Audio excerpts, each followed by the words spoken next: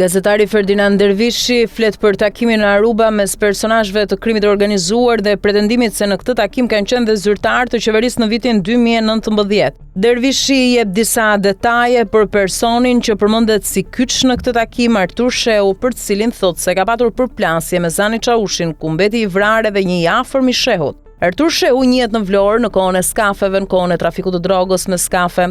Ky ishte me shumë skafe, ishte njeriu që siguronte më shumë fitime. Nuk di të them pjesën politike, se këta njerëz që merren me krim nuk kanë parti. Ka patur përplasje me Zani Çaushin, u bë përplasje me viktima dhe është vrarë edhe një i afërm i Artur Shehut dhe është koha kur ai largohet nga Shqipëria.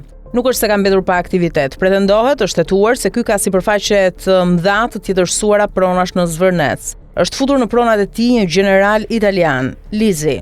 Pra e shohin këtë si një nga kapot apo mendjet e mençura, sepse nuk e ka kapur ndonjëherë ligji, e shohin si njeriu që qëndron në majën e Kupolës.